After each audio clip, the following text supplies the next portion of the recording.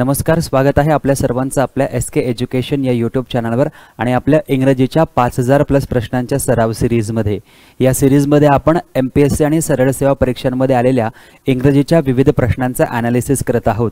त्यापैकी आजचा आपला हा 5वा भाग आहे. यापूर्वी 4 भाग झालेले आहेत आणि ते जर तुम्हाला पाहायचे असतील तर वर तुम्हाला एक आय असं बटन दिसत असेल, त्यावर जर तुम्ही क्लिक केलं किंवा डिस्क्रिप्शन बॉक्समध्ये सर्व भागांची लिंक दिलेली आहे, तिथे जाऊनही तुम्ही सर्व भाग पाहू शकतात. आजचा आपला हा 5वा भाग आहे आणि या 5व्या भागामध्ये आपण तलाठी परीक्षा TCS पॅटर्ननुसार 17 ऑगस्ट 2023 रोजी जी झाली होती त्याची आता मात्र जी सेकंड शिफ्ट आहे त्या सेकंड शिफ्टमध्ये आलेल्या प्रश्नांचं आपण ॲनालिसिस करणार आहोत. चला सुरुवात करूया पहिल्या प्रश्नाला. पहिल्या प्रश्नाचं इन्स्ट्रक्शन आहे, parts of the given sentence have been underline. सेंटेन्समध्ये काही पार्ट आहेत त्यांना अंडरलाइन करण्यात आलेलं आहे. One of them contains an error, आणि त्या अंडरलाइन केलेल्या पार्टपैकी एका पार्टमध्ये एक त्रुटी आहे, चूक आहे, एरर आहे. The underline part are given as option with some changes, आणि जो अंडरलाइन पार्ट आहे की ज्याच्यामध्ये चूक आहे, त्रुटी आहे, एरर आहे, तो पार्ट सुधारून ऑप्शन्समध्ये देण्यात आलेला आहे. With some changes select the option that correctly rectifies the error. आपल्याला असं ऑप्शन शोधायचं आहे की जो एरर आहे त्याला करेक्टली ते रेक्टिफाय करत आहे, सुधारत आहे. मग सेंटेन्स आहे, Mahesh has met his uncle when he was going to his friends house last week. यामध्ये असं म्हटलेलं आहे की Mahesh has met his uncle. Mahesh त्याच्या काकांना भेटलेला आहे. When he was going to his friends house last week, जेव्हा तो त्याच्या मित्राच्या घरी मागच्या आठवड्यात जात होता तेव्हा तो त्याच्या अंकलला, तेव्हा तो त्याच्या काकाला भेटलेला आहे. आता बघा, क्लिअरली सगळ्यांना समजत असेल की महेश हॅज मेट या 3 शब्दांना अंडरलाइन करण्यात आलेला आहे. व्हेन ही वॉज गोइंग या शब्दाला अंडरलाइन करण्यात आलेला आहे. आता आपल्याला क्लिअरली कळतंय की when he was going to his friends house last week, या ठिकाणी काय म्हटलेलं आहे, लास्ट वीक म्हटलेलं आहे, म्हणजे मागच्या आठवड्यात. म्हणजे ही घटना कधी घडलेली आहे, मागच्या आठवड्यात घडलेली आहे. बघ, मागच्या आठवड्यात जर ही घटना घडलेली आहे तर ही घटना प्रेझेंट किंवा फ्युचरची नाही, ही घटना आहे पास्टची. आणि म्हणून यांनी या ठिकाणी जे लिहिलेलं आहे व्हेन ही वॉज, ही नंतर हा जो वॉज आहे हा पास्टला इंडिकेट करतो, म्हणजे हे बरोबर आहे. वॉज नंतर ING फॉर्म घ्यावा लागतो, हे देखील बरोबर आहे. म्हणजे या पार्टमध्ये एरर नाही. मग ज्या पार्टमध्ये एरर आहे तो पार्ट आहे महेश हॅज मेट. आता आपण जर पाहिलं तर हॅज जो आहे हा हॅज केव्हा वापरला जातो, जेव्हा आपण प्रेझेंटचं एखादं वाक्य बोलायचं असतं तेव्हा आपण हॅजचा वापर करतो. परंतु संपूर्ण सेंटेन्सचा जो फ्लो आहे, संपूर्ण सेंटेन्सची जी ॲक्शन आहे ती पास्टमध्ये घडताना दिसत आहे. मग हा हॅज प्रेझेंटचा या ठिकाणी का वापरलेला आहे, म्हणून हा जो हॅज आहे हा हॅज या ठिकाणी कसा आहे, चुकीचा आहे. महेश नंतर हा जो मेट आहे हा मेट काय आहे, V2 आहे. आणि V2 कशाला इंडिकेट करतो, पास्ट इंडेफिनेट टेन्सला इंडिकेट करतो. म्हणजे आत्ता आपलं हे वाक्य बरोबर होईल, Mahesh met his uncle, Mahesh त्याच्या काकांना भेटला. When he was going to his friends house last week, जेव्हा लास्ट वीकमध्ये तो त्याच्या मित्राच्या घरी जात होता तेव्हा तो त्याच्या काकांना भेटला. भेटला या अर्थाने MET मेट जो आहे हा व्हर्बचा सेकंड फॉर्म या ठिकाणी करेक्ट होईल. तुम्हाला माहिती पाहिजे, मीट जो आहे तो व्हर्बचा फर्स्ट फॉर्म आहे, मेट जो आहे हा व्हर्बचा सेकंड फॉर्म आहे, आणि अगेन मेट जो आहे हाच व्हर्बचा काय आहे, तिसरा फॉर्म आहे. परंतु या ठिकाणी हॅज जो आहे तो प्रेझेंट दर्शवतो, पूर्ण वाक्य हे पास्टचं आहे, म्हणून हॅज चुकीचा असून फक्त V2 जो आहे मेट तो बरोबर आहे. मग बघा, या ठिकाणी महेश हॅड बीन मीटिंग. आता हॅड बीन मीटिंग देखील पास्टमध्ये दाखवतंय, परंतु या ठिकाणी ऑलरेडी एक कंटिन्युअस ॲक्शन असल्यामुळे पहिली ॲक्शन पास्टमधील कंटिन्युअस होणार नाही. पुढे बघा, महेश मेट जे आहे हे अगदी बरोबर आहे की जे सुचवलेलं आहे. त्यानंतर व्हेन ही इज गोइंग, आता इज जर तुम्ही पाहिला तर इज या ठिकाणी काय आहे, प्रेझेंटमध्ये आहे आणि इकडे लास्ट वीक लिहिलेलं आहे, म्हणजे इज घेता येणार नाही. आणि गोज जो आहे हा तर प्रेझेंट इंडेफिनेट टेन्स आहे, मग हा देखील लास्ट वीक सोबत घेता येणार नाही, म्हणून ऑप्शन 2 आपलं करेक्ट उत्तर या ठिकाणी होणार आहे. आता बघूया दुसरा प्रश्न. Parts of the following sentence have been given as option. या सेंटेन्सचे काही पार्ट ॲज अ ऑप्शन म्हणून आपल्याला देण्यात आलेले आहे. Select the option that contains an error. एक असा ऑप्शन शोधायचा आहे की ज्याच्यामध्ये एरर आहे. मग बघा या ठिकाणी म्हटलेलं आहे they finish their homework before going out to play. आता बघा या ठिकाणी काय म्हटलेलं आहे की they finish their homework. They finish their homework, ते त्यांचा होमवर्क फिनिश करतात before going out to play, म्हणजे बाहेर खेळण्याला जाण्याच्या आधी किंवा बाहेर खेळायला जाण्याच्या आधी त्यांनी त्याचा होमवर्क कंप्लीट केला किंवा त्यांनी त्यांचा होमवर्क पूर्ण केला असं असायला हवं होतं. म्हणजे हा जो फिनिश वर्बचा फर्स्ट फॉर्म आहे हा फर्स्ट फॉर्म या ठिकाणी चुकीचा आहे, कारण तो मीनिंग आपल्याला चुकीचा देत आहे. Before going out to play म्हणजे खेळायला जाण्याच्या आधी. बिफोर, हे बघा, बिफोर म्हणजे आधी, गोइंग म्हणजे जाणे, आउट म्हणजे बाहेर, टू प्ले म्हणजे खेळण्यासाठी. खेळण्यासाठी बाहेर जाण्याच्या आधी, क्लिअरली करताय, खेळण्यासाठी बाहेर जाण्याच्या आधी म्हणजे ही घटना जी आधीची घटना आहे ती पास्ट मध्ये घडायला पाहिजे. खेळण्यासाठी बाहेर जाण्याच्या आधी काहीतरी म्हटलेलं आहे, मग ती घटना पास्ट मध्ये असलेली पाहिजे, भूतकाळात असली पाहिजे. आणि हा जो फिनिश आहे हा फिनिश प्रेझेंट मध्ये आहे, वर्तमानामध्ये आहे, म्हणून हा फिनिश या ठिकाणी कसा आहे, चुकीचा आहे. हा फिनिश काय असला पाहिजे, V2 असला पाहिजे. म्हणजेच या फिनिशला काय जोडलं पाहिजे, ईडी जोडलं पाहिजे. जर दे फिनिश्ड देअर होमवर्क असं जर असतं तर मग आपलं वाक्य बरोबर असतं.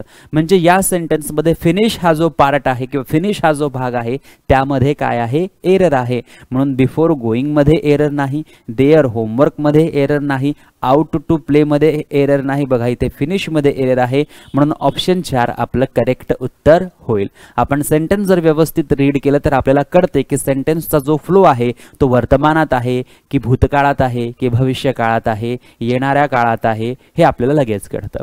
पुढचा प्रश्न बघा, the following sentence has been split into the 4 segment. खाली दिलेलं वाक्य 4 सेगमेंट मध्ये विभागण्यात आलेलं आहे, स्प्लिट करण्यात आलेलं आहे. Identify the segment that contains a grammatical error. आपल्याला एक असं सेगमेंट ओळखायचं आहे की ज्याच्यामध्ये एक ग्रामॅटिकल एरर आहे, एक व्याकरण दृष्ट्या त्रुटी आहे.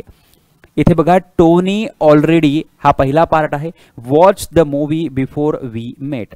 अगदी छोटंसं सेंटेन्स आहे ज्यामध्ये बघा टोनी काय आहे, हा वाक्याचं सब्जेक्ट आहे. त्यानंतर ऑलरेडी काय आहे, ऑलरेडी हा वाक्याचा ॲडवर्ब आहे. त्यानंतर वॉच्ड काय आहे, तर वॉच्ड या ठिकाणी व्हर्बचा सेकंड फॉर्म आहे, कारण तो लगेचच सब्जेक्ट नंतर आपल्याला पाहायला मिळतोय. त्यानंतर या ठिकाणी मूवी किंवा द मूवी जर आपण म्हटलं तर द मूवी काय आहे, हा आपल्या व्हर्बचा ऑब्जेक्ट आहे. त्यानंतर बिफोर आहे आणि बिफोर नंतर आपल्याला आणखी एक सब्जेक्ट दिसतोय वी, आणि नंतर आपल्याला एक व्हर्ब दिसतोय जो आहे V2. आता बघा, आपल्या ऑनलाईन कोर्समध्ये आणि इतर यूट्यूब व्हिडिओजमध्ये आपल्या चॅनलवरच्या मी बऱ्याचदा तुम्हाला सांगितलेलं आहे की जेव्हा तुम्हाला बिफोर हा शब्द दिलेला असेल, बिफोर हा शब्द दिलेला असेल आणि बिफोर या शब्दानंतर एखादी ॲक्शन किंवा घटना दाखवली जात असेल आणि बिफोर या शब्दाच्या आधी सुद्धा एखादी घटना किंवा ॲक्शन दाखवली जात असेल, तर ही जी पहिली ॲक्शन म्हणजे बिफोरच्या आधीची जी ॲक्शन आहे ही कशी असणार, सब्जेक्ट असणार. सब्जेक्ट नंतर काय असणार, हॅड हा ऑक्झिलरी व्हर्ब असणार, सपोर्टिंग व्हर्ब असणार, आणि नंतर कोण असणार, व्हर्बचा तिसरा फॉर्म, आणि मग पुढे सेंटेन्स कंटिन्यू होणार. त्यानंतर येणार बिफोर, आणि बिफोर नंतर पण ॲक्शन हवी असेल तर ही जी दुसरी ॲक्शन 2 याला म्हणूया, ही जी दुसरी ॲक्शन असणार आहे, ही दुसरी ॲक्शन असणार आहे सब्जेक्ट, आणि सब्जेक्ट नंतर V2. सो हा जो पॅटर्न तुम्हाला जर माहिती असेल तर या प्रश्नाचं करेक्ट उत्तर तुम्हाला देता येईल की बिफोरच्या आधीची एक घटना, बिफोरच्या नंतरची एक घटना, बिफोरच्या आधीची जी ॲक्शन आहे किंवा जे वाक्य आहे ते हॅड प्लस V3 मध्ये असलं पाहिजे, आणि बिफोर नंतरचं जे वाक्य आहे ते सब्जेक्ट प्लस V2 म्हणून असलं पाहिजे. मग आता बघा, इथे आपला सब्जेक्ट कोण आहे, टोनी. सर्वात आधी बघा बिफोर आहे, हा इकडे आहे बिफोर, आणि बिफोरच्या आधीचं जर तुम्ही हे वाक्य पाहिलं तर हे कसं असलं पाहिजे, subject plus had plus V3 असलं पाहिजे. मग बघा, टोनी या ठिकाणी सब्जेक्ट आहे, टोनी या सब्जेक्ट नंतर ऑलरेडी हा ॲडवर्ब विचारलेला आहे, सो सब्जेक्ट नंतर ॲडवर्ब येऊ शकतो, नो प्रॉब्लेम. परंतु त्याच्यानंतर जो व्हर्ब यूज करायचा आहे, सो या ठिकाणी हा व्हर्ब कोणता यूज करण्यात आलेला आहे, सो हा व्हर्ब यूज करण्यात आलेला आहे V2, म्हणजे हे चुकीचं आहे. सो हा जो वॉच्ड आहे हा वॉच्ड चुकीचा आहे. परंतु या वाक्याला जर आपल्याला सुधारायचं असेल, या वाक्याला जर आपल्याला करेक्ट करायचं असेल तर हे वाक्य कसं होणार बघा, टोनी हा आपल्या वाक्याचा काय होणार, सब्जेक्ट होणार. आणि त्यानंतर आपल्याला हे वाक्य कसं असलं पाहिजे, हॅड प्लस V3चं असलं पाहिजे. आता हॅड प्लस V3चा असा नियम आहे की हॅड प्लस V3 सोबत जर ऑलरेडी येत असेल तर तो हॅड आणि V3च्या मध्ये येणार. म्हणजे आपल्याला वॉच्ड हा V3 तर घ्यावाच लागेल, वॉच्ड हा V3 तर घ्यावाच लागेल. हा काय आहे V3 आणि हा काय आहे हॅड, की जो आपण या ठिकाणी बरोबर घेतलेला आहे. परंतु या वाक्यामध्ये जो ऑलरेडी आहे त्याचं स्थान हे हॅड आणि V3 या दोघांच्या मध्ये असेल. म्हणजे या ठिकाणी कोण असणार आहे, या ठिकाणी असणार आहे ऑलरेडी. या ठिकाणी कोण असणार आहे ऑलरेडी. म्हणून आपण जर पाहिलं तर टोनी हॅड ऑलरेडी वॉच्ड असं आपण म्हटलं पाहिजे की Tony had already watch the movie before we met. आता वी मेट जो आहे तो बिफोर नंतर बघा हा सब्जेक्ट आहे आणि हा V2 आहे. म्हणजे बिफोर नंतरचा पार्ट बरोबर आहे, परंतु बिफोरच्या आधीचा जो पार्ट आहे तो चुकीचा आहे. त्यामुळे आता आपण या ठिकाणी असं मात्र म्हणू शकत नाही की हा जो वॉच्ड आहे हा वॉच्ड चुकीचा आहे, कारण हा जो वॉच्ड आहे हा वॉच्ड या ठिकाणी आता V3 म्हणून काम करेल जर आपण टोनी आणि ऑलरेडी या ऑलरेडी नंतर जर आपण या ठिकाणी इकडे आपण जर हॅड हा वापरला, टोनी हॅड ऑलरेडी वॉच्ड जर वापरलं तर मग आपला सेंटेन्स बरोबर होईल. म्हणून आता आपण म्हणू शकतो की हा जो पहिला पार्ट आहे या पहिल्या पार्टमध्ये एरर आहे. जेव्हा सेंटेन्सला आपण करेक्ट करू, जेव्हा सेंटेन्सला आपण रेक्टिफाय करू, तेव्हा आपल्या लक्षात येत आहे की वॉच्ड हा V2 V3 म्हणून बरोबर आहे. आधी तो V2 म्हणून कार्य करत होता, परंतु तो तिथे जसाच राहिला तर तो V3 होणार. आणि या ऑलरेडी सोबत आपल्याला काय यूज करावा लागणार आहे, हॅडचा वापर करावा लागणार आहे. So Tony had already watch the movie, की टोनीने चित्रपट आधी पाहिलेला होता बिफोर वी मेट. म्हणजे आम्ही भेटण्याच्या आधीच टोनीने चित्रपट यापूर्वी पाहिलेला होता असा याचा अर्थ होतो. म्हणजे पहिला जो भाग आहे टोनी ऑलरेडी यामध्ये एरर आहे. म्हणजे ऑप्शन 4 जे आहे ते आपलं करेक्ट उत्तर होईल. ओके, आता हा आपला एक ऑनलाईन कोर्स आहे ज्याची फीज 1199 आहे. आपल्या SK एज्युकेशन या यूट्यूब चॅनलवर या SK एज्युकेशन या ॲप्लिकेशनवर उपलब्ध आहे. पुढे बघा, select the option that expresses the given sentence in passive voice. आपल्याला एक सेंटेन्स दिलेला आहे, त्या सेंटेन्सचा पॅसिव्ह व्हॉइस ऑप्शन्स मधनं ओळखायचा आहे. मग सेंटेन्स कोणता आहे तर सेंटेन्स आहे हे, the engineers are repairing the shutters of the dam. The engineers म्हणजे जे अभियंते आहेत, इंजिनियर्स एकापेक्षा जास्त आहेत बघा इंजिनियर्स. सो हे आहे आपला सब्जेक्ट. त्यानंतर आर रिपेअरिंग, आर काय आहे, व्हर्ब फ्रेज आहे, सपोर्टिंग व्हर्ब आहे आणि हे कोणत्या फॉर्म मध्ये आहे, आर प्लस ING म्हणजे प्रेझेंट कंटिन्युअस टेन्स मध्ये वाक्य आहे. त्यानंतर पुढे बघा, the shutters of the dam हा पूर्ण आपल्या व्हर्बचा काय आहे, ऑब्जेक्ट आहे. हा पूर्ण आपल्या सब्जेक्ट सेंटेन्सचा काय आहे, ऑब्जेक्ट आहे. आता याला आपल्याला पॅसिव्ह व्हॉइस मध्ये कन्वर्ट करायचं आहे. मग ऑब्जेक्ट पूर्णतः सब्जेक्ट बनणार. ऑब्जेक्ट काय आहे, the shutters of the dam. मग बघा, the shutters of the dam आपला सब्जेक्ट पाहिजे, पहिल्या वाक्यामध्ये आहे. दुसऱ्या सेंटेन्समध्ये दुसऱ्या ऑप्शन्समध्येही आहे, तिसऱ्या ऑप्शनमध्येही तेच आहे आणि the shutters of the dam हे चौथ्या ऑप्शनमध्ये देखील आहे. आता जेव्हा आर प्लस ING ला आपण पॅसिव्ह व्हॉइस मध्ये कन्वर्ट करतो तेव्हा सब्जेक्ट नुसार ॲम येत असेल तर ॲम, सब्जेक्ट नुसार इज येत असेल तर इज, सब्जेक्ट नुसार आर येत असेल तर आरचा वापर आपण करतो. त्यानंतर एक महत्त्वपूर्ण शब्द आपण यूज करतो जो शब्द असणार आहे बीइंग आणि त्याच्यानंतरच आपण कशाचा वापर करतो तर व्हर्बच्या तिसऱ्या फॉर्मचा. म्हणजे the shutters of the dam, the shutters of the dam नंतर एकतर ॲम येईल किंवा इज येईल किंवा आर येईल. ॲम येऊ शकत नाही कारण आय सोबत येतो, राहिला इज आणि आर. तर या ठिकाणी आपण कशाबद्दल बोलतोय, शटर्स, आणि शटर्स कसे आहेत, एकापेक्षा जास्त आहेत म्हणून इजचाही वापर होणार नाही. म्हणून the shutters of the dam नंतर डायरेक्टली आपल्याला आरचा वापर करावा लागेल. सो पहिल्या ऑप्शन मध्ये बघा, पहिल्या ऑप्शन मध्ये वर आहे म्हणजे हे चुकीचं आहे, पहिलं ऑप्शन कॅन्सल करा. दुसऱ्या ऑप्शन मध्ये आर पाहिजे परंतु हॅज आहे म्हणून दुसरं ऑप्शन कॅन्सल करा. तिसऱ्या ऑप्शन मध्ये आर आहे म्हणजे कदाचित आपलं हे बरोबर होऊ शकतं. चौथ्या ऑप्शन मध्ये बघा हॅव दिलेला आहे, हे ऑप्शन कॅन्सल होईल. मग आपल्याकडे केवळ एकच ऑप्शन करेक्ट दिसतंय, ऑप्शन 3, आणि मग तेच आपलं करेक्ट उत्तर होईल. पुढे बघा बीइंग वापरलेला आहे का, तर बीइंग वापरलेला आहे. त्यानंतर रिपेअरिंग जो आयएनजी मध्ये आहे व्हर्ब रिपेअरिंग, त्याचा V3 रिपेअर्ड आहे का. सो बघा या ठिकाणी रिपेअर्ड जो आहे तो आपल्याला V3 पाहायला मिळतोय. त्यानंतर पॅसिव्ह व्हॉइस मध्ये आपण बायचा वापर करून जो सब्जेक्ट आहे तो लिहित असतो. सो बायचा वापर या ठिकाणी केलेला आहे आणि द इंजिनियर्स जे आहे ते देखील या ठिकाणी लिहिलेलं आहे. म्हणजे ऑप्शन 3 आपलं करेक्ट उत्तर या ठिकाणी होणार आहे. आता बघा पुढचा प्रश्न, select the most appropriate option to fill in the blank. The hills were covered in a blanket of snow. जे हिल्स आहेत, ज्या उंच टेकड्या आहेत, वर कवर्ड म्हणजे त्यांना कव्हर करण्यात आलं in a blanket of snow, स्नोच्या ब्लँकेटने त्याला कव्हर करण्यात आलेलं आहे. एक उपमा आहे, एक अलंकारिक भाषा आहे. Making it very difficult for group of hikers, group of hikers साठी ते कसं आहे, डिफिकल्ट आहे. मग आता ग्रुप ऑफ हायकर्सच्या आधी आपल्याला एक ॲन दिलेला आहे, एक द दिलेला आहे, एक बोथ दिलेला आहे, एक आपल्याला अ दिलेला आहे. आता बघा या ठिकाणी ग्रुप म्हटलेला आहे आणि हा ग्रुप नंतर ऑफ हा शब्द दिसतोय आणि ऑफ नंतर हायकर्स म्हटलेला आहे. म्हणजे हा जो ग्रुप आहे हा ग्रुप कसा झालेला आहे, तर हा ग्रुप एक स्पेसिफिक झालेला आहे, हा ग्रुप एक डेफिनेट झालेला आहे आणि डेफिनेट झालेला असल्यामुळे या ठिकाणी आपल्याला डेफिनेट आर्टिकल यूज करावं लागणार द. म्हणजे ऑप्शन 2 जे आहे हे आपलं करेक्ट उत्तर या ठिकाणी होणार आहे. सर्वांच्या लक्षात आलं असेल, अतिशय सोपा प्रश्न आहे. पुढे बघा, select the most appropriate antonym of the given word converge.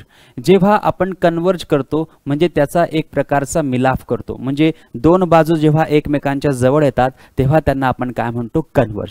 आणि याच्या विरुद्ध अर्थाचा शब्द, याचा विरुद्ध अर्थाचा शब्द म्हणजे दोन एकमेकांपासून दूर होत असतील त्याला आपण डायव्हर्स असे देखील, डायव्हर्ट असे देखील म्हणू शकतो. सो ब्रेक म्हणजे तुटणे हा अँटोनिम नाही. डिस्पर्स म्हणजे एकमेकांपासून वेगळे होणे, हेच आपलं बरोबर उत्तर आहे. म्हणून ऑप्शन 2 जे आहे हे ऑप्शन 2 या ठिकाणी आपलं करेक्ट उत्तर होईल.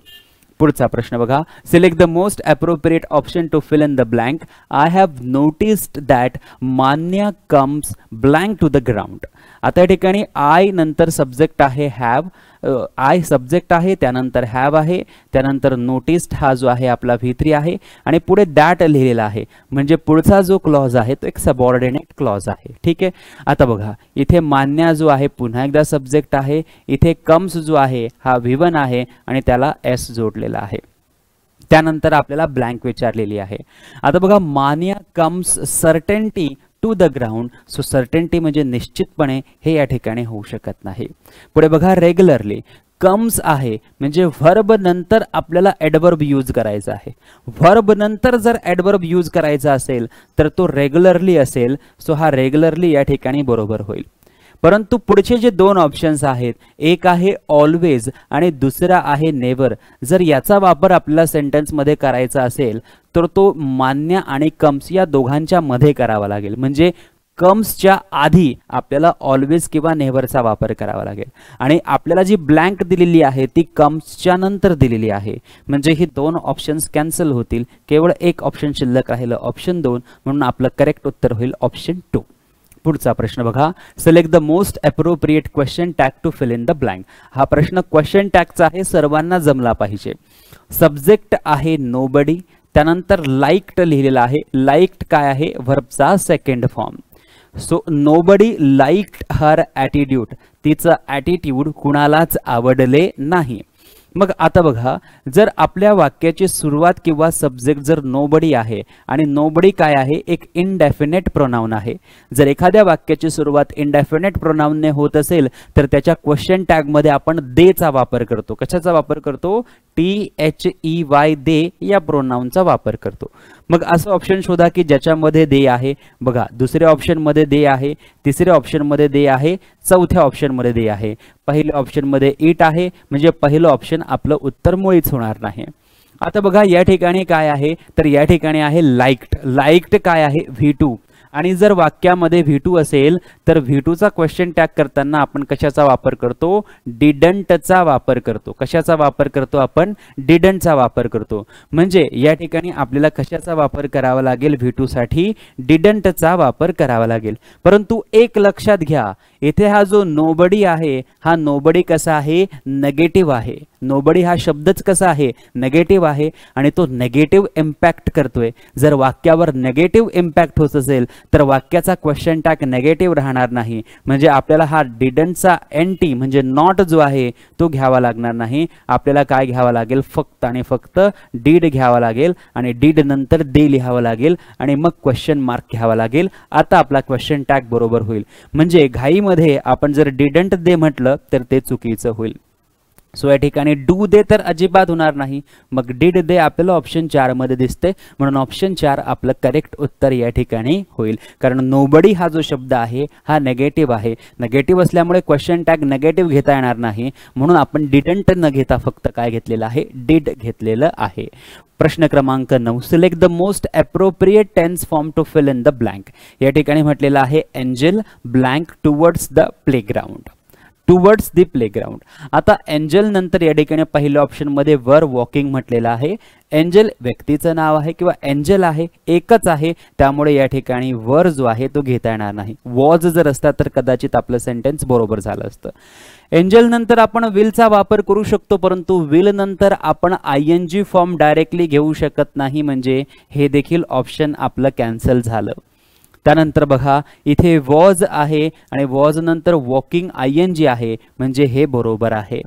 पुढचं ऑप्शन बघा शॅल आहे. ज्या पद्धतीने विल नंतर डायरेक्टली आयएनजी घेता येत नाही, अगदी त्याच पद्धतीने शॅल नंतर आयएनजी प्रत्यय घेता येत नाही. सो वॉकिंग येणार नाही, हे ऑप्शन कॅन्सल. मग बघा ऑप्शन 3 हेच आपलं करेक्ट उत्तर या ठिकाणी होणार आहे. या प्रश्नाचं उत्तर तर सर्वांनाच जमलं असेल. प्रश्न क्रमांक 10, select the most appropriate punctuation mark to fill in the blank. येथे म्हटलेलं आहे why did you not support me. Why did you not support me. आता why did you not support me नंतर क्वेश्चन मार्क दिलेला आहे, अगदी बरोबर आहे. परंतु बघा इथे हा जो वाक्य आहे, हे वाक्याची सुरुवात एका डबल इन्व्हर्टेड कॉमाने झालेली आहे, डबल कोटेशन मार्कने झालेली आहे. मग क्वेश्चन मार्क झालेला आहे आणि कोणी विचारलेला आहे, हॅरीने विचारलेला आहे. याचा अर्थ हा प्रश्न जो विचारण्यात आलेला आहे तो हॅरी द्वारा जसाचा तसा विचारण्यात आलेला आहे, त्याच शब्दात विचारण्यात आलेला आहे. म्हणून या ठिकाणी ब्लँक मध्ये हा डबल इन्व्हर्टेड कॉमा कंप्लीट होणं गरजेचं आहे, डबल कोटेशन मार्क येणं गरजेचं आहे. मग बघा आपल्याला पहिल्याच ऑप्शन मध्ये डबल कोटेशन मार्क दिसतंय, म्हणून बरोबर होईल. ऑलरेडी क्वेश्चन मार्क आल्यामुळे एक्सक्लामेशन मार्क येऊ शकत नाही. ऑलरेडी क्वेश्चन मार्क असल्यामुळे पुन्हा एकदा क्वेश्चन मार्क घेता येऊ शकत नाही. जर क्वेश्चन मार्क आहे तर फुल स्टॉप पिरियडची गरज नाही. ऑप्शन 1 आपलं करेक्ट उत्तर होईल. सर्वांना समजलं असेल. पुढे बघा select the most appropriate verb to fill in the blank. आपल्याला या ठिकाणी एक करेक्ट वर्ब विचारलेला आहे.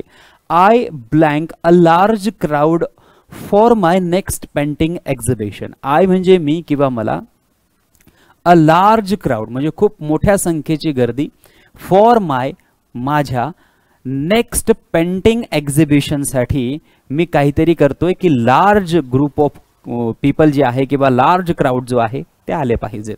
मग बघा एक्सप्लोर. एक्सप्लोर म्हणजे काय, सर्च करणे, शोधणे, पाठलाग करणे. सो हे आपलं उत्तर होणार नाही. एखादी घटना असेल आणि त्याचं इन्व्हेस्टिगेशन चौकशी वगैरे करणं असेल तर त्यासाठी इन्व्हेस्टिगेट येतो, परंतु इथे इन्व्हेस्टिगेशन वगैरे काही येत नाहीये. पुढचा शब्द आहे अँटिसिपेट. सो अँटिसिपेट म्हणजे काय, अपेक्षा करणे. अँटिसिपेट म्हणजे काय, अनुमान लावणे. सो आय अँटिसिपेट मी अनुमान लावतो, a large crowd for my next painting exhibition. मी असं अनुमान लावतो की a large crowd for my next painting exhibition, की लार्ज क्राउड जो आहे तो माझ्या नेक्स्ट पेंटिंग एक्झिबिशनला येणार. आणि म्हणून ऑप्शन 3 जे आहे हे ऑप्शन 3 या ठिकाणी आपलं करेक्ट उत्तर होईल. इनकॉर्पोरेट येणार नाही. सो ऑप्शन 3 आपलं करेक्ट उत्तर आहे. पुढचा प्रश्न बघा, the following sentence has been divided into 4 segment. खाली दिलेलं वाक्य 4 पार्ट मध्ये डिवाइड करण्यात आलेलं आहे. Select the segment that contains a grammatical error. आपल्याला असा सेगमेंट ओळखायचा आहे की ज्याच्यामध्ये ग्रामॅटिकल एरर आहे. Where you will be at Gandhi Jayanti. पूर्णचं पूर्ण वाक्य जे आहे हे चुकीचं आहे. यामध्ये 2 ठिकाणी एरर दिसतात बघा. पहिलं तर हे सेंटेन्स असं पाहिजे की वेअर व्यवस्थित, where will you be on Gandhi Jayanti.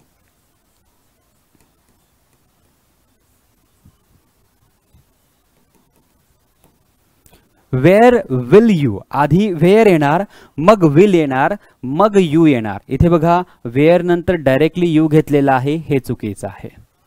पुढे बघा विल बी, सो इथे वेअर विल पाहिजे आणि इथे यू बी पाहिजे, हे देखील चुकीचं आहे.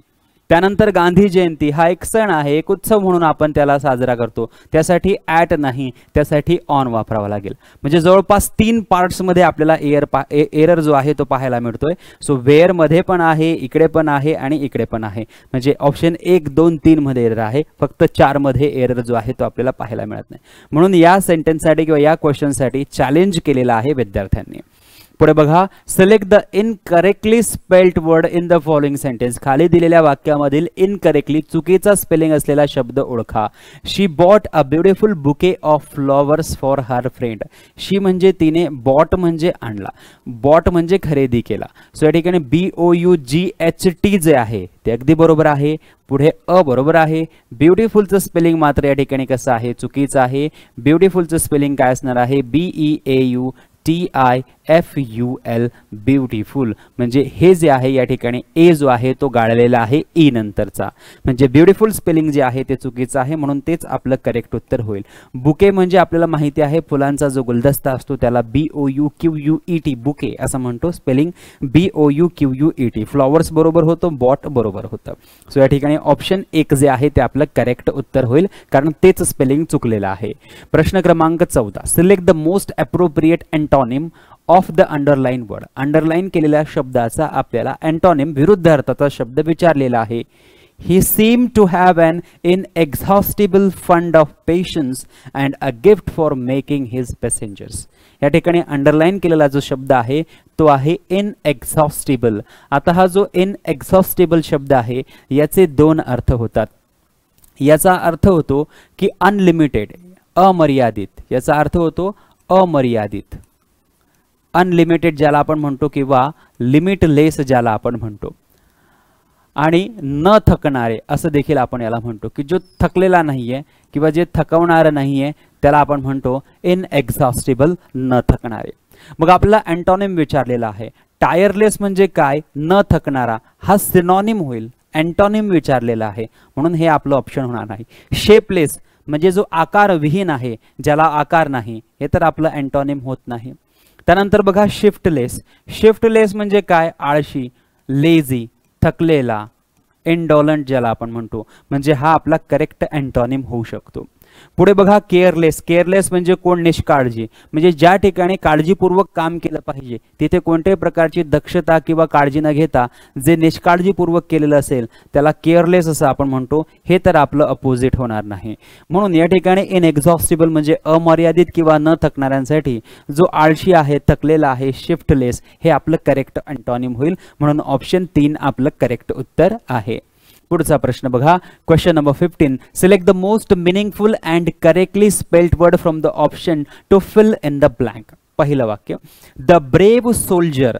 जो ब्रेव सोल्जर आहे, ब्रेव सैनिक आहे, फॉट लढला, अगेन्स्ट विरुद्ध, द ब्लँक ड्रॅगन, ड्रॅगन सोबत तो लढला, इन द डार्क अंधारामध्ये, ट्रेकेरियस म्हणजे फसवणाऱ्या, आणि केव म्हणजे गुहेमध्ये. म्हणजे या ठिकाणी एक स्पष्ट होत आहे की एक बहादूर सोल्जर आहे, एक ब्रेव सोल्जर आहे, तो लढला. कुणाविरुद्ध लढलेला आहे तर ड्रॅगन विरुद्ध लढला. आणि ड्रॅगन विरुद्ध कुठे लढला, इन द डार्क म्हणजे अंधारामध्ये लढला. ट्रेकेरियस म्हणजे अशी फसवणारी आहे की ज्या ठिकाणी क्लिअरली आपल्याला कळत नाही अशा गुहेमध्ये तो लढलेला आहे. मग तो ड्रॅगन जो आहे तो ड्रॅगन कसा आहे यासाठी आपल्याला या ठिकाणी ब्लँक दिलेली आहे. पहिली ब्लँक आहे फ्रिक्शनल. फ्रिक्शनल म्हणजे काल्पनिक. सो काल्पनिक ड्रॅगन सोबत तो लढला का, अजिबात नाही, हे उत्तर होणार नाही. त्यानंतर फियर्स. फियर्स म्हणजे आक्रमक, उग्र. फियर्स म्हणजे काय, आक्रमक किंवा उग्र.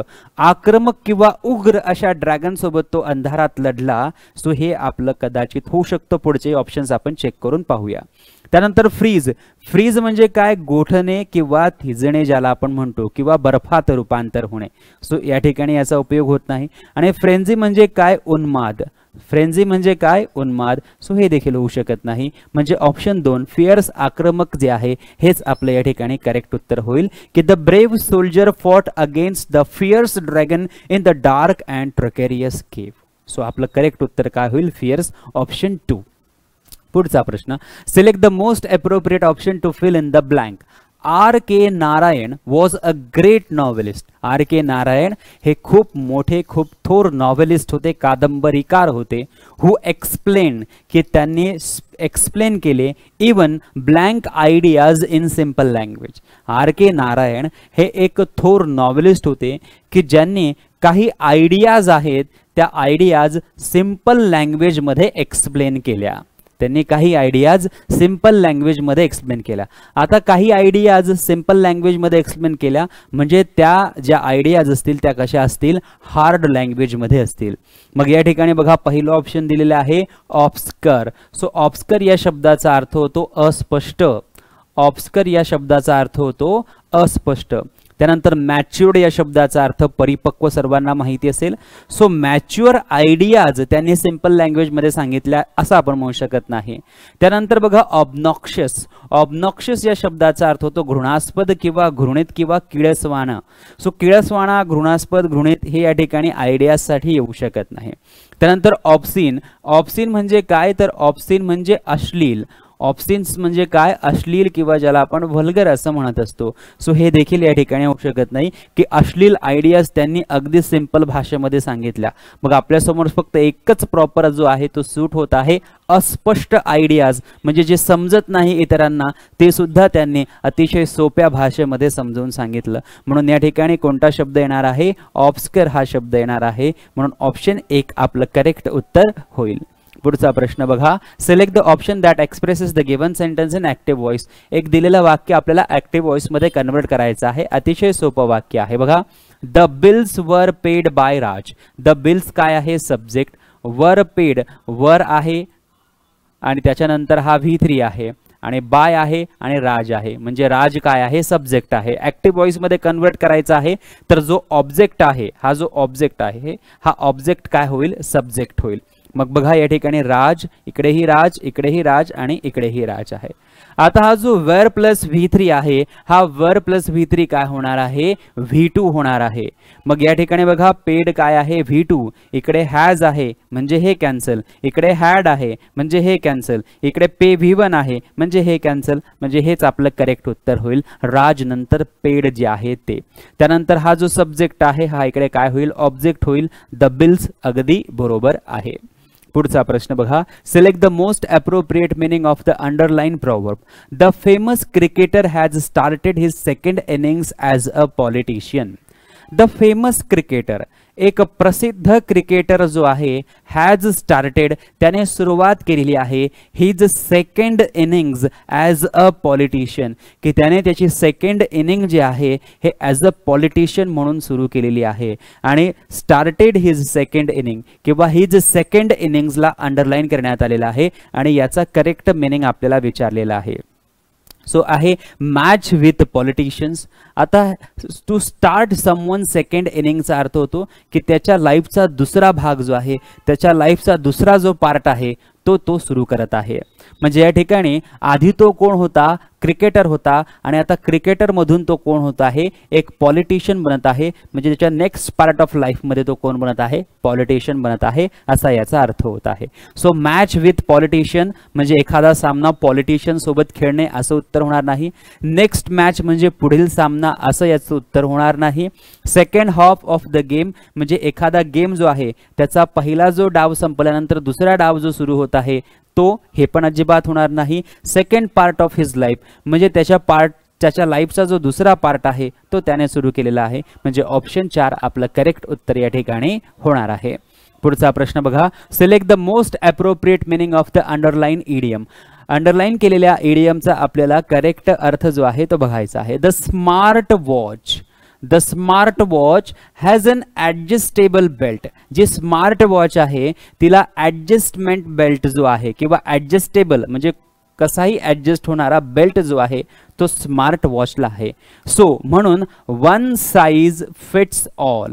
One size fits all he idiom आहे आणि याचा अर्थ आपल्याला विचारलेला आहे. वन साइज फिट्स ऑल याचा अर्थ होतो की तो कोणत्याही एजच्या ग्रुपला चालू शकतो. एखादी बॅच असेल ती कोणत्याही एजच्या ग्रुपसाठी असेल तर वन साइज फिट्स ऑल असं आपण म्हणू शकतो. एखादी वस्तू असेल ती कोणत्याही एजच्या ग्रुपला चालत असेल तर आपण म्हणू शकतो one size fits all. So बघा suitable to all age groups जे आहे ऑप्शन 1 मध्येच आहे, म्हणजे हे आपलं करेक्ट उत्तर होईल. One watch enough to all, एक वॉच सर्वांसाठी पर्याप्त आहे असं आपण म्हणू शकत नाही. One watch should be used, एकच वॉच यूज झाली पाहिजे हे देखील आपलं उत्तर नाही. वन पर्सन शुड वेअर, एकाच व्यक्तीने ते परिधान केलं पाहिजे असं आपण म्हणू शकत नाही. सो ऑप्शन 1 जे आहे हे आपलं करेक्ट उत्तर या ठिकाणी होईल. आता पाहूया पुढचा प्रश्न. Select the most appropriate preposition to fill in the blank. Preposition वर प्रश्न विचारलेला आहे. We should arrive blank the airport at least an hour. आपण एअरपोर्टवर ॲटलिस्ट कमीत कमी 1 तास आधी पोहोचलो पाहिजे. आता कुठे म्हटलेलं आहे तर बघा द एअरपोर्ट म्हटलेलं आहे आणि वारंवार तुम्हाला सांगितलं जातं की एअरपोर्ट जर असेल तर या एअरपोर्टसाठी आपण कोणतं प्रिपोजिशन यूज करतो. इन हे प्रिपोजिशन यूज करत नाही, ॲट हे प्रिपोजिशन यूज करतो. आणि ॲट जर तुम्ही पाहिलं तर या ठिकाणी ऑप्शन 3 मध्ये आहे, म्हणून ऑप्शन 3 आपलं करेक्ट उत्तर होईल. सर्वात सोपा प्रश्न होता. प्रश्न क्रमांक 21 बघा. Select the most appropriate punctuation mark to fill in the blank. She gasped. आता या ठिकाणी गॅस्प्ड या शब्दाचा अर्थ काय होतो? धापा टाकून बोलणे, अतिशय श्वास रोखून किंवा श्वास थांबून थांबून बोलणे. You tried to kill him, you tried to kill him, तू त्याला मारण्याचा प्रयत्न केला. त्यानंतर या ठिकाणी double inverted comma already complete करून दिलेला आहे. फक्त याच्या आधी आपल्याला एक पंक्च्युएशन मार्क यूज करायचा आहे. पहिला आहे सेमीकोलन. बघा या ठिकाणी हे उद्गारलेलं वाक्य जे आहे हे एका विशिष्ट परिस्थितीत उद्गारलेलं वाक्य आहे. धापा टाकून बोलत आहे, धापा टाकून बोलत आहे म्हणजे श्वास रोखून, श्वास थांबून थांबून बोलत आहे. त्यामुळे you tried to kill him नंतर या ठिकाणी अशा पद्धतीने सेमी कोलन घेणं चुकीचं आहे. सो हे कॅन्सल. कोलन पण येणार नाही, अंडरस्कोर तर मुळीच येणार नाही. हे उद्गारलेलं वाक्य आहे त्यामुळे उद्गारवाचक चिन्ह ज्याला आपण एक्सक्लेमेशन मार्क म्हणतो, ऑप्शन 4 हेच आपलं करेक्ट उत्तर होईल. म्हणजे या ठिकाणी आपल्याला कोणता पॉईंट यूज करायचा आहे? एक्सक्लेमेशन पॉईंट किंवा एक्सक्लेमेशन मार्क यूज करायचा आहे आणि म्हणून ऑप्शन 4 आपलं करेक्ट उत्तर होईल. पुढचा प्रश्न बघा. Select the most appropriate synonym of the underline word. Underline केलेल्या शब्दाचं आपल्याला करेक्ट सिनॉनिम समान अर्थाचा शब्द ओळखायचा आहे. He rattled off the names of a number of latest hybrids. He rattled off म्हणजे मोठमोठ्याने बोलणे. आणि मोठमोठ्याने नेमकं काय बोलणे तर काही व्यक्तींची नावं असतील किंवा एखाद्या लिस्टमध्ये काही नावं दिलेली असतील ती मोठमोठ्याने बोलणे. The names of a number of latest hybrids म्हणजे लेटेस्ट हायब्रिड जे आहे त्याची जी वेगवेगळ्या प्रकारची नावं आहेत, अनेक नावं आहेत, त्याने ती काय केलेली आहे? रॅटल्ड ऑफ केलेली आहे. म्हणजे मोठमोठ्याने तो वाचत आहे, बोलत आहे. अँड इवन ऑफर्ड आणि त्यांना देऊ केलेलं to give me some of them आणि त्या हायब्रिडपैकी काही त्याने मला देऊ केले free of cost for trial. ट्रायलसाठी मोफत त्याने आम्हाला ऑफर केले.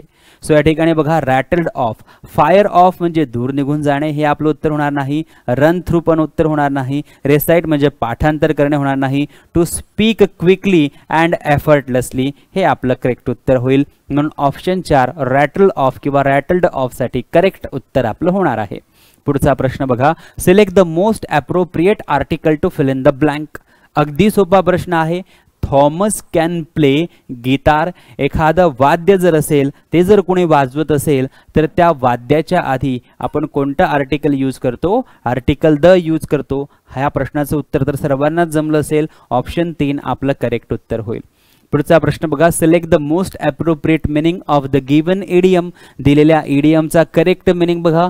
Cost an arm and a leg. Cost an arm and a लेगचा अर्थ होतो व्हेरी एक्सपेन्सिव्ह, खूप महागडं आहे. मग बघा टू बी व्हेरी मायझरली. मायझरली या ठिकाणी होणार नाही.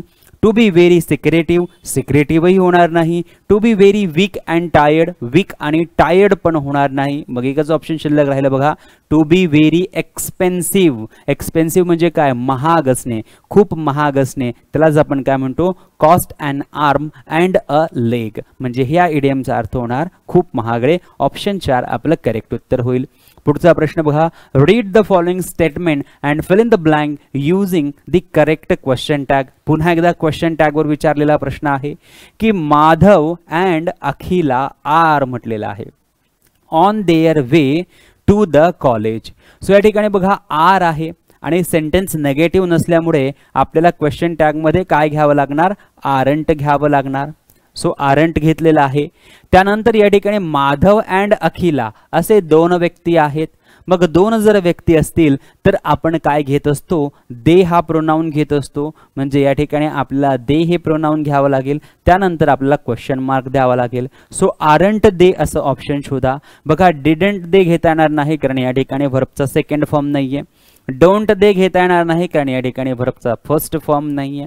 त्यानंतर वॉजंट दे घेता येणार नाही कारण या ठिकाणी वॉजचा वापर नाहीये. म्हणून फक्त काय घेता येईल, आरंट, कारण वाक्यामध्ये आर आहे आणि दे आहे आणि क्वेश्चन मार्क तर इथे ऑलरेडी त्यांनी दिलेलंच आहे. म्हणजे ऑप्शन 4 जे आहे हे आपलं करेक्ट उत्तर या ठिकाणी होणार आहे. तर अशा पद्धतीने आपण हे 25 प्रश्न जे आहेत त्यांचं ॲनालिसिस या ठिकाणी करून घेतलेलं आहे. आपल्याला जर हा व्हिडिओ आवडला असेल तर नक्की या व्हिडिओला लाईक करा आणि शेअर करा. आपण इथेच थांबूया. Thank you so much. Take care. Bye bye.